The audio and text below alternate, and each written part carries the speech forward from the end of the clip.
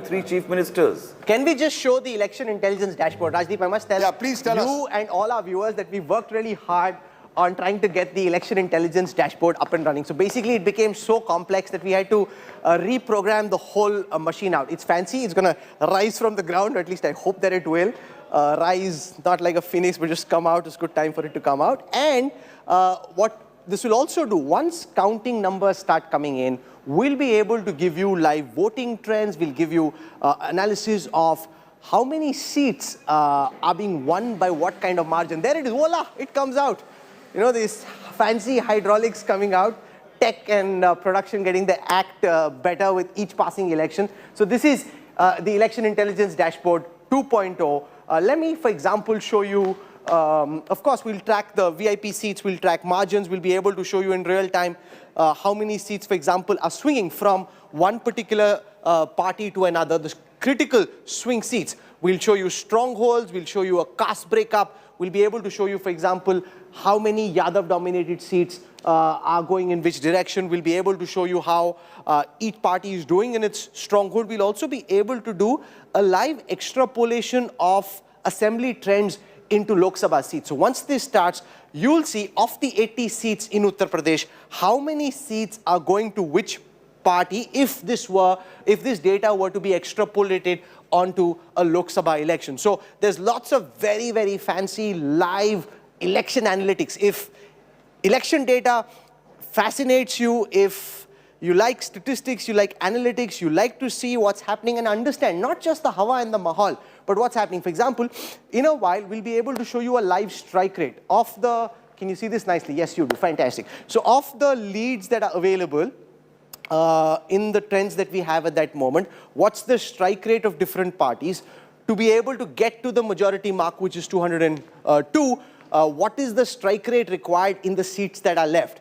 So it's fast. I mean, this number crunching fascinates me like nothing else does, as I'm sure it does with Sandeep Shastri and Rahul Verma as well. Rajdeep, you like number crunching, or you think it's more about mahal than about the numbers? At the end of the day, today's, at least the first half, is about numbers. Yes. You know, we can do all the mahal, we can do all the analysis. It'll all depend on the numbers. Harish Rawat is speaking to our correspondent. Let's quickly hear in and then go back to that critical state of Uttar Pradesh. समावेश करते हुए तकनीक का उपयोग करके अपने लोगों के लिए एक बेहतर जिंदगी देने के लिए आगे बढ़ने वाला उत्तराखंड हम बना सकें, तो उसके लिए लोग वोट कर रहे हैं. So far as Uttarakhand is concerned, you know, we see the Congress has a very well chalked out plan. 13 districts, you have people monitoring. You and Bhupesh Baghel, you guys are here. So somewhere down the line, you're not going to leave any stone unturned, even if these people like Kailash Vijayavargi, they're camping over here. So Congress is all alert? We are alert. We are alert.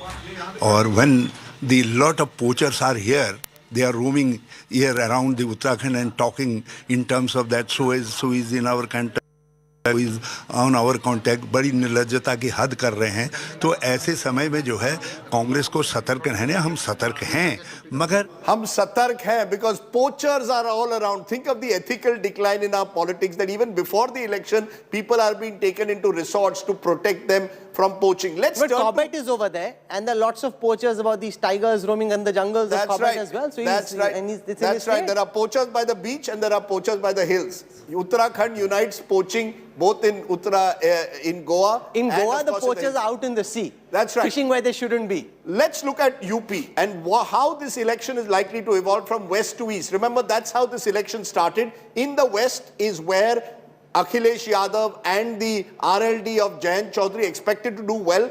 By the time you reach the east, the caste equations become even sharper. Rahul, you want to give us a sense in this election dashboard what we can look forward to region-wise? Okay, so I can show that to you on the election intelligence dashboard, the different regions of Uttar Pradesh. Remember, critically, there are 4 regions that we are looking at. We're looking at the west, which you see on your screen right now. That's Rohilkhand, Doab, and the whole pocket where the farmer unrest largely took place, Braj. Western Uttar Pradesh. And interestingly here, the BJP has already taken the lead. Now remember, this is which was the epicenter of the farm agitation. If the BJP starts taking the lead in Western UP, it's already bad news for the BJP. So we have 5 leads for the BJP and 2 for the SP. Samajwadi Party Alliance, which is the RLD also Alliance, over there. yes. From there, let's now come to Awadh.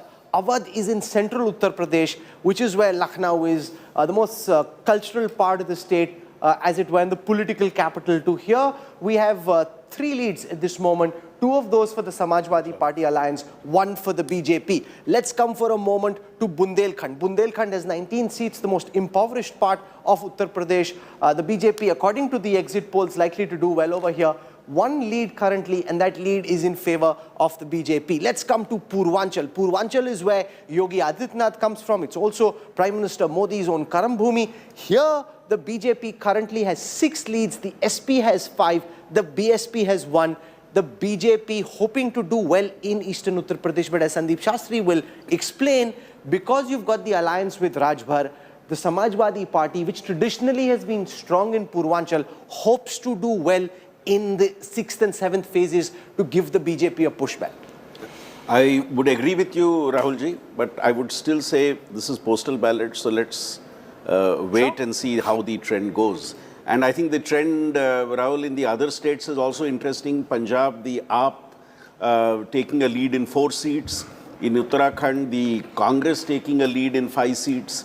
And in Goa, neck and neck fight, the Congress in 3 and the BJP in 2. That's the lead's position in the other Rahul states. Srivastav, which is the region of UP that decides an election? Normally Purvanchal, or do you believe that the momentum for Akhilesh is critical first in Western UP and Rohilkhand? The first 3 rounds, that's where he needed to win big if he is to actually reach that magical point. Rajdeep, if you see anti-incumbency, I think the maximum was in Western UP. Farm protests and several others.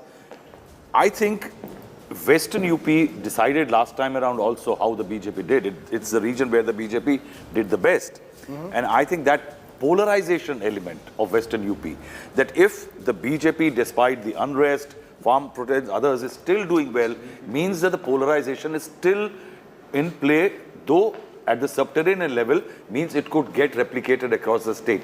That's why Western UP is very critical. Sharad Pradhan, which is the critical area? Which region is the real battleground of this election in UP? I feel that the West and Purvanchal should have behaved in the same manner. Because in the East, it is the caste factor, the non-OBC, non-Yadav OBCs. If they, the kind of alliances that Akhilesh has stitched there, if they actually work, then the results should be in favor of... But can I say, Rajdeep, that West sets the tempo. Because it's phase 1 and 2, if you've got off to a good start cricketing style, the whole innings goes well. If you get off to a bad start, it's very difficult to recover mid-innings.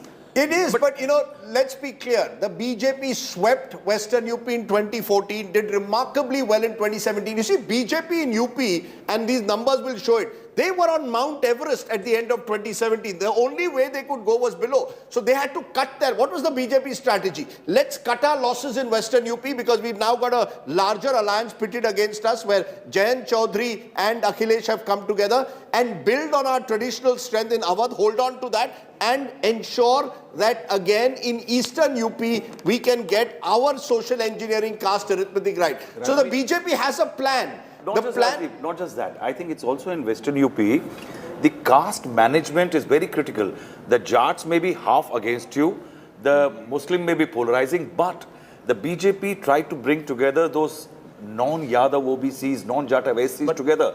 The Sainis, the Pals, the Kashyaps and the Prajapatis. And if that's holding good, means these castes are staying with the BJP. No, but this Jat Narazgi is a bit like Patidars being upset with the BJP in Gujarat. That there is a lot of visible dissatisfaction, but in the end, the post-poll data suggests that Jats by majority voted still for the BJP. It's not like they changed their voting behavior. Preeti, you traveled. I'll just say, Preeti, you traveled a lot there. There was a sense that if the vote transfer was taking place from Samajwadi Party to RLD, but if there was a Muslim candidate or if there was a Jat candidate of the SP, then there was a reluctance to shift your vote. Is that a sense you got? Were the Jats fully united behind this alliance?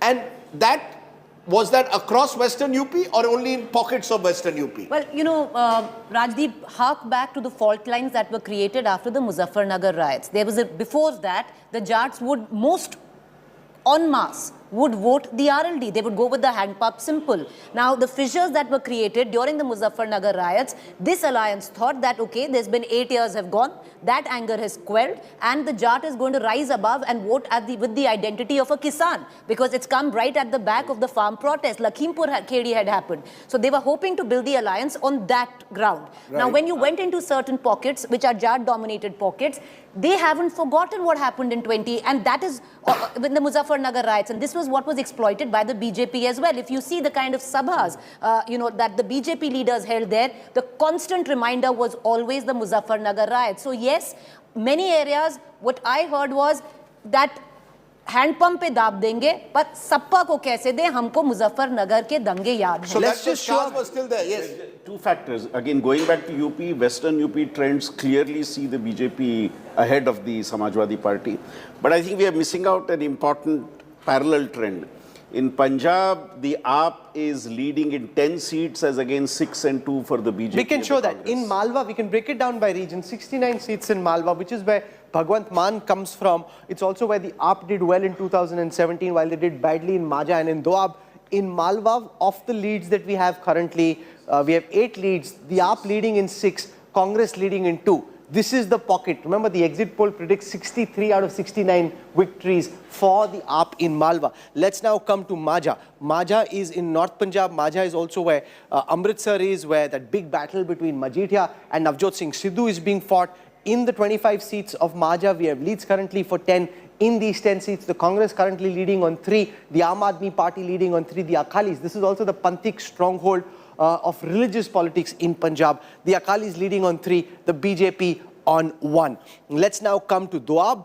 Doab is places like Jalandhar, Hoshiarpur. In these seats, of the 23 seats of Doab, 6 leads currently. The Congress leading in 2, the BJP leading in 1, the AAP in 1, Akalis in 2. As we've been saying, these are just very initial trends, so just hold your horses before you form a view, but we're telling you where these leads are coming from and why.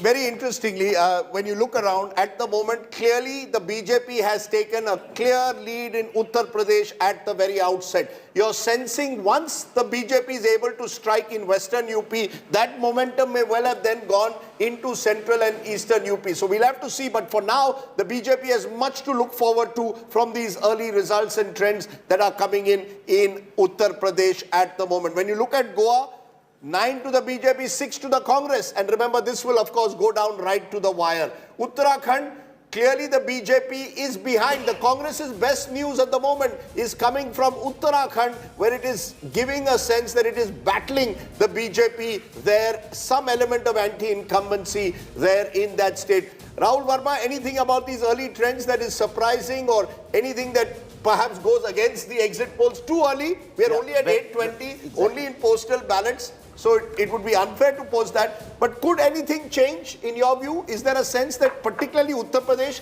going along with patterns at the moment? 44 for BJP, 24 for SP, almost 2:1. Yeah, true. I think at the moment, basically what we are seeing is what exit polls predicted. And I will at least hold on for 2 hours before thinking if there is going to be any change or stabilization of pattern. It's very interesting to see what's happening in Punjab as per this, because it is a multi-cornered state. And remember, voter turnout was much lower than was anticipated. So when you look at those numbers, Aam Aadmi Party single largest, but you've got the BJP plus Amrinder with 2, you've got the Congress with 7, you've got the Akalis with 5. And one story of Punjab, a number of people have said, don't write off the Akalis. The Akalis pushed at the last moment, they put a lot of resources, they have the cadres. Rahul Srivastav, is there a sense that we've written off the Akalis too early in this election, right at the very outset, that the Akalis are out of the picture? Could they be the X factor, much like the Congress was in 2017? Early trends, we still believe the AAP is ahead, but the Akali factor. Rajdeep, I think there is credit, some credit should be given to the alliance between the Akalis and Mayawati. I think that alliance in the past has done well. Akalis could win more seats. I think if there is a battle for that vote of the marginalized, I think that's where the BSP and Akalis could well get in. I think also the anger at getting a Dalit chief minister, if there is some among the Jat Sikhs, the Akalis always have done well in that terrain. And I think somewhere, some votes. But eventually, I think if the farm bill and others are a factor and people have a certain sense of fatigue vis-a-vis Akalis, I think they could well win some seats. But if they are going to be a very factor, one is still not... Very quickly, Rajat, the one state, while the BJP could well celebrate in Uttar Pradesh, Punjab, the strategy hasn't worked. You know, the BJP has now gone with Captain Amrinder Singh after having lost the Akalis. It isn't working on the ground. Anyone who went on the ground said, यार ये captain साहब ने तो retire करना चाहिए था, कहाँ ये बीजेपी उनके साथ जुड़ गई? You know, exactly. And look at Aam Aadmi Party. It just had like 5-7 years of history, and they were able to successfully build an organization which can actually be the principal challenger. And BJP, who has been there under the shadows of Akalis for a very long time, had this opportunity to really build on its cards. You're saying BJP should have gone on its own? Yeah, I mean, absolutely. They should have cultivated leadership for the long haul. But the fact is that because of the farm laws, there was a lot of anger against the BJP. I'm talking about organization. Were struggling to even No, go so out this is of and a more- campaign. This is a long-term ploy, Rajdeep. The BJP, like the Chinese CCP leadership, this current BJP thinks about what will happen 4-5 elections from here, and they've set the stage. See, Captain Amrinder Singh, you may think will not work, and in terms of seats and votes, it may not, but it blunted some of the anger to the extent that he's still seen as the stall Sikh leader. He blunted the anger. The farm bills went back. Amrinder came on the ticket. In urban pockets, the state is 40% Hindu. In urban pockets, in time to come, the BJP has a potential to build on and become a third force in Punjab. It has had a vote in urban Punjab, but the question is... But they were never able to build it because in rural areas, the Akalis were the ones contesting. You know, but if you look across the country, the one state, Rahul Verma, where since 2014, and even at the peak of the Modi wave, the BJP has not been able to make a real mark, it is Punjab.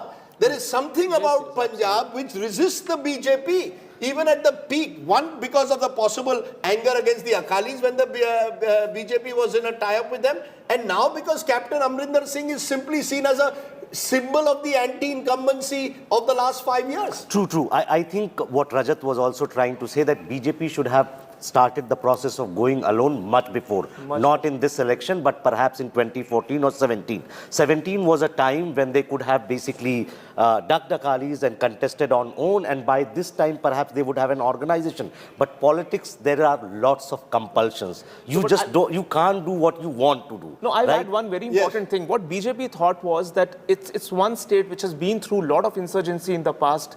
They need to keep, from the national rhetoric standpoint, they need to keep Akalis close to them. They could not afford, moving away from the Akalis, especially with Jaitley ji being at the helm of... If the Akalis go on an aggressive Khalsa Sikh political line, fissures can be created very quickly. Absolutely. The state is burned, as a result of which India is burned, and the likes of Amit Shah and Prime Minister Modi are very cognizant of that fear. I know the number to look forward to, viewers, when it comes to Punjab is 59.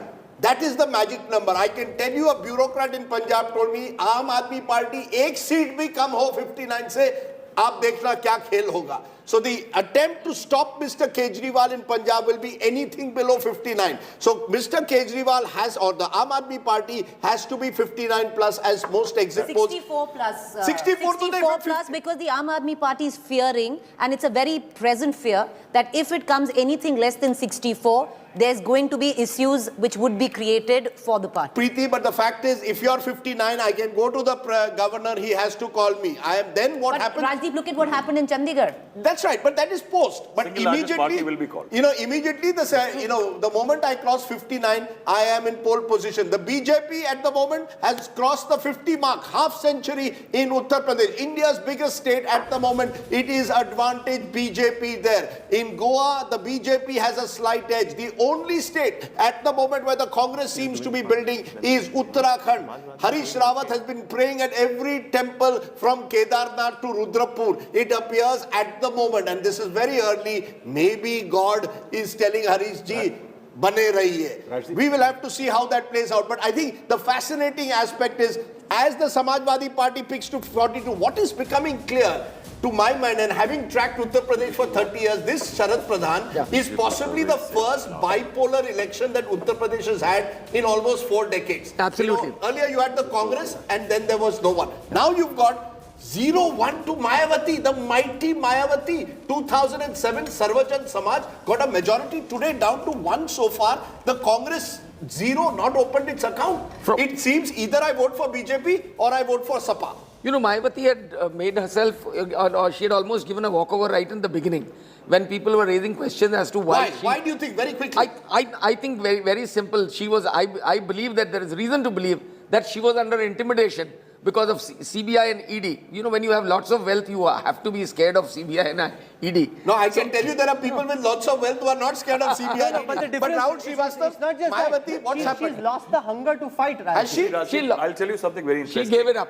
I was Given up, you're saying? I was Yes. sitting with some BSP leaders who had just left the BSP, and what they told me is that at the end of 29 election, after the Mahagathbandhan lost, Mayawati apparently told people that she is not very interested in contesting elections, and I think it was not just reflected in the run-up to this election. I think it was visible 2 months before the run-up to the elections. Absolutely. I think over the year, Mayawati was not there in terms of the Karyakarta Sammelan she used to have, the Samaj meeting she used to have.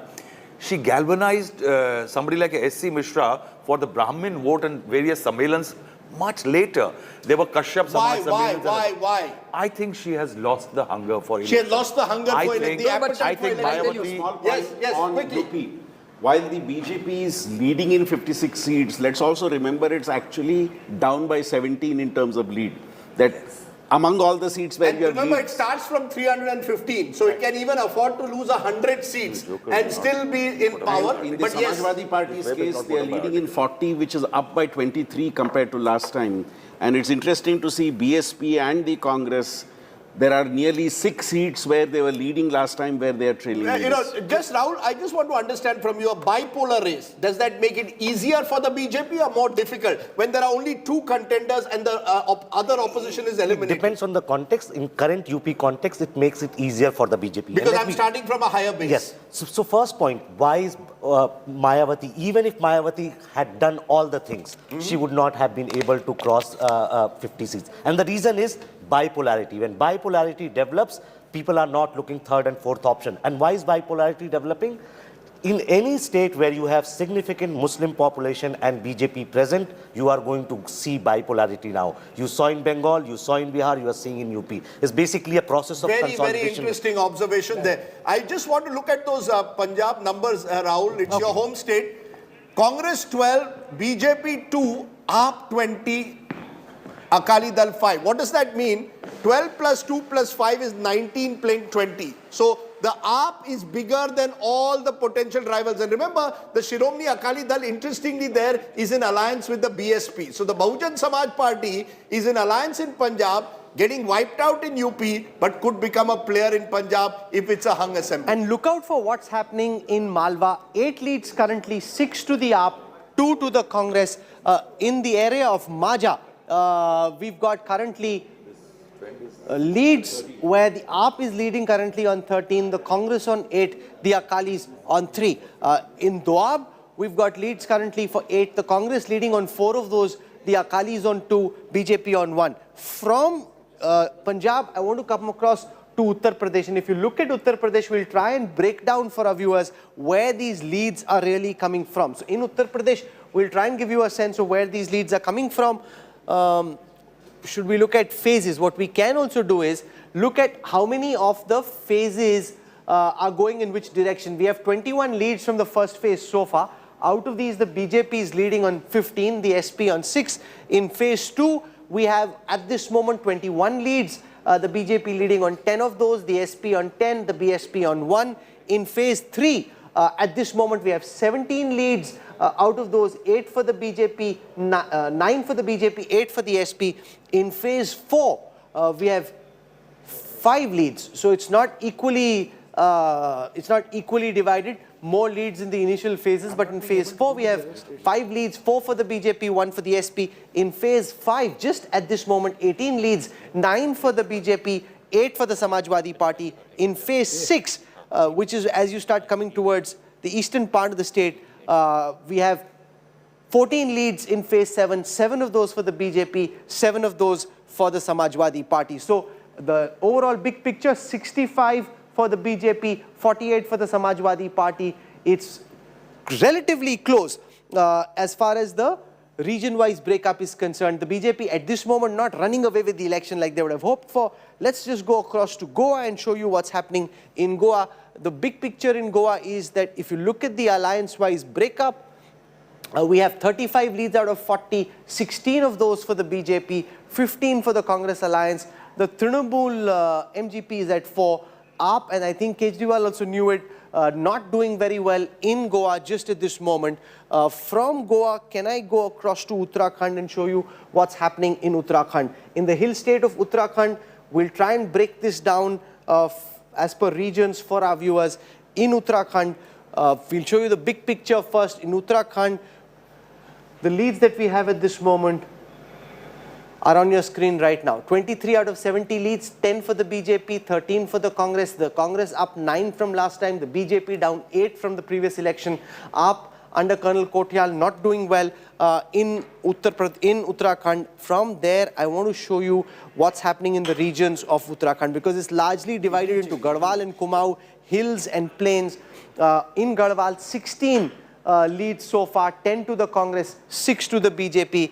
In the area of Kumaon, 7 leads at this moment, 4 for the BJP, 3 for the Congress. What's clear is that Uttarakhand at this moment seems to suggest that the battle could be tight. It's exciting, Rajdeep, in Uttarakhand. Uttarakhand is exciting, I'll tell you why. Because the two main regions tend to at times vote very distinctively. You've seen in Kumaon is where we believe the Congress may make gains. In Garhwal, that's really the bastion of the BJP. And you will find that seat by seat, depending on who does better in which region, the battle could change. Remember, history is with the Congress in Uttarakhand. Because for 20...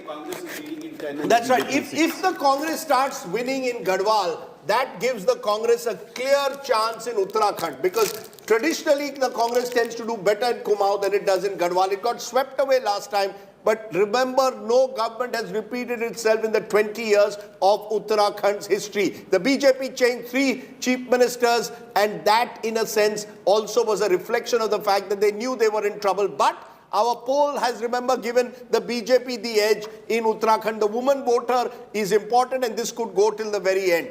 Sidhu leading in Amritsar East, big trend coming in. Navjot Singh Sidhu is leading there at the moment. But Pushkar Dhami, Chief Minister, is trailing in Uttarakhand. So you've got the Chief Minister trailing. Yogi Adityanath is leading at the moment in Gorakhpur Urban, first time contesting an MLA seat. Akhilesh Yadav, as expected, leading in Kadal, also contesting an MLA seat for the first time. But Navjot Singh Sidhu, he is, of course, a double-edged sword, many believe, for the Congress party. Rahul Srivastav, Navjot Singh Sidhu versus Majithia is a battle within a battle. This is the battle of the Sardars. And Navjot Sidhu, most people felt, was on the back foot this time, despite all the bravado. What role does Sidhu have? Is this make or break? If the Congress loses today, can we write off Navjot Singh Sidhu's political career? See, I don't know how to write off Navjot Singh Sidhu. One doesn't know, because I think... he will reinvent himself in some new avatar. IPL is coming in 2 weeks. He knows, he does a lot of things. I think he can go to a comedy challenge or do a lot of things. I think the problem is what happens to Mr. Channi and the Congress party. No, but Sidhu will say, you made a mistake by not projecting me. Yes. Channi was a bad idea. Sidhu will actually hit out at the likes of Rahul Gandhi and Priyanka Gandhi, saying, you picked the wrong man. He said, when we tracked him in Amritsar East, he said, I'm like an Arabian stud, like this horse, stallion. And even when an Arabian stallion is injured, he's still stronger than all the other horses in the stable. So that's Navjot Singh Sidhu's perception about himself. Yeah, but I have no problem with Sidhu's perception of himself. But in politics, you have to be a team person. You see, Sidhu is the same person who walked out of a tour to England in 1996 mysteriously. We still don't know why. But you can't be the president of your party and every day be attacking your chief minister. Because then what happened, I'll tell you what, I know that the Aam Aadmi Party did an exit poll did a poll in November, within 4 weeks of Channi taking over, and the Congress was winning.